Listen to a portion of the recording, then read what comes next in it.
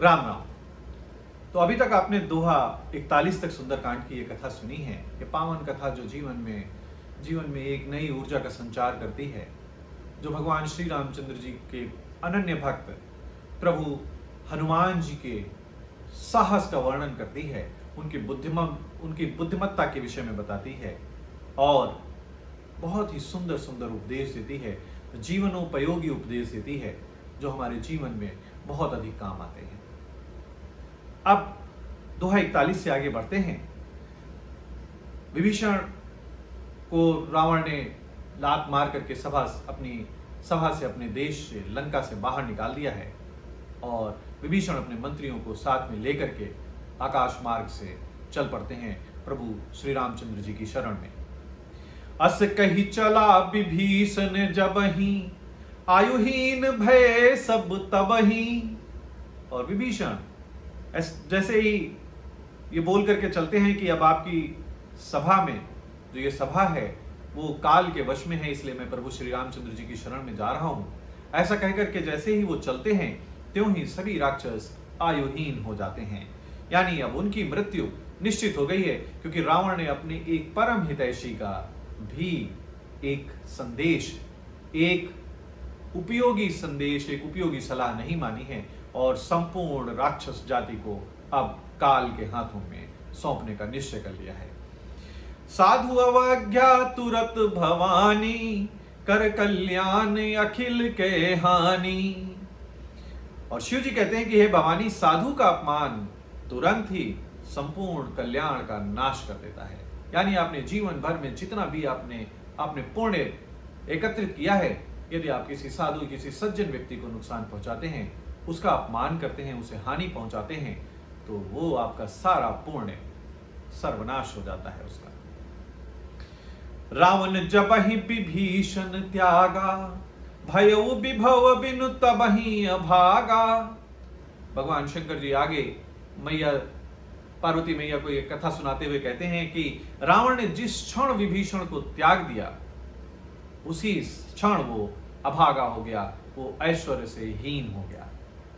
क्योंकि कभी कभी हमें लगता है कि सब कुछ हमारे ही पराक्रम से, हमारे ही पौरुष से सब कुछ हो रहा है, परंतु हो सकता है कि आप जो कुछ भी कर रहे हैं उसमें किसी दूसरे व्यक्ति का भाग्य भी आपके साथ जुड़ा है और शायद उसी के भाग्य से आप दिन दूनी रात चौगुनी तरक्की कर रहे हैं।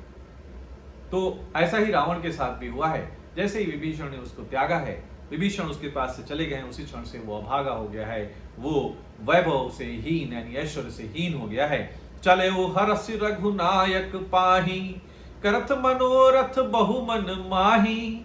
और विभीषण जी हर्षित होकर मन में अनेक मनोरथों को भसते हुए भगवान श्री रामचंद्र जी के शरण में जा रहे हैं। उनके मन में तमाम मनोरथ हैं कि कैसे अब जो प्रभु के साक्षात दर्शन करने जा रहा है, आप उसके हृदय के भाव समझ सकते हैं, जो युगों से इस बात की प्रतीक्षा कर रहा है कि भगवान श्री रामचंद्र जी के चरण कमलों के दर्शन उसे प्राप्त होंगे। उस विभीषण के मन की मनोस्थिति आप समझ सकते हैं इस समय। देखो जाय चरण जल जाता, अरुण मृदुल सेवक सुखदाता। मन में विचार आ रहे हैं, सोच रहे हैं कि मैं जाकर भगवान के कोमल और लाल वर्ण के सुंदर चरण कमलों का दर्शन करूंगा, जो कि सेवकों को, अपने भक्तों को सुख देने वाले हैं। अब उन प्रभु के चरण कमलों के दर्शन अब प्राप्त होंगे। इतने सालों की तपस्या का अब फल मिलने का समय आ गया है। जे पद पर सितरी ऋषि नारी, दंडक कानन पावनकारी। वो चरण, जिन चरणों का स्पर्श पाकर ऋषि पत्नी अहिल्या तर गई और जो दंडक वन को पवित्र करने वाले हैं, यानी दंडक वन में जो भी राक्षसों ने आतंक फैला रखा था उसको उन्होंने समाप्त करके पूरे दंडक वन को पवित्र कर दिया है। और ऋषि पत्नी अहिल्या का जो उनके चरण छू करके ही तर गई हैं, ऐसे चरण कमलों के अब दर्शन प्राप्त होने वाले हैं। एक भक्त के मन को समझिए। जे पद जनक सुता उरलाए, कपट कुरंग संग धर धाय। जिन चरणों को जानकी मैया ने अपने हृदय में धारण कर रखा है, जो कपट मृग के साथ पृथ्वी पर दौड़े थे, उसे पकड़ने के दौड़े थे, यानी वो चरण सोचो कि विभीषण के मन की स्थिति समझो कि वो भगवान के चरण कमलों के बारे में ही सोच रहे हैं इतनी देर से। वो ये सोच रहे हैं कि मैं उन चरणों के दर्शन करूंगा जिनसे अहिल्या तर गई, उन चरणों को देखूंगा जिनसे दंडक कानन पवित्र हो गया, उन चरणों को देखूंगा जिनका हर समय सीता मैया ध्यान करती रहती हैं, और उन चरणों को देखूंगा जो उस कपटी मृग को, मारीच जो कपट, जो सीता मैया के हर का प्रयोजन बना था, रावण ने जो छल किया था, उसको पकड़ने के लिए जो चरण धरती के ऊपर दौड़े थे, उन चरणों के मैं दर्शन करूंगा। हर उर सरोज पद जेई, अहो भाग्य मैं देखूं तेही।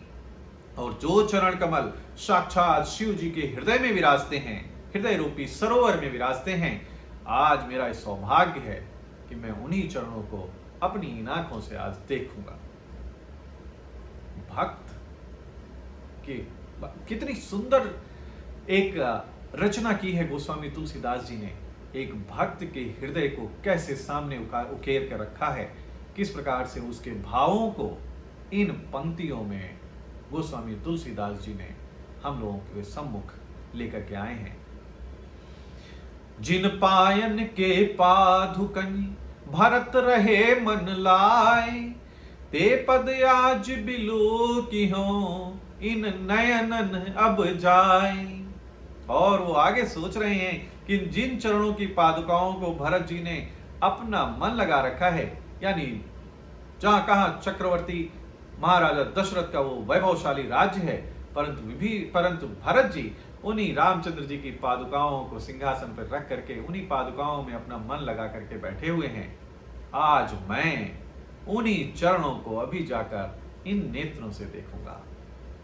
ये मन में विचार करते हुए विभीषण जी प्रभु श्री रामचंद्र जी की शरण में बढ़ रहे हैं, जा रहे हैं उनके पास।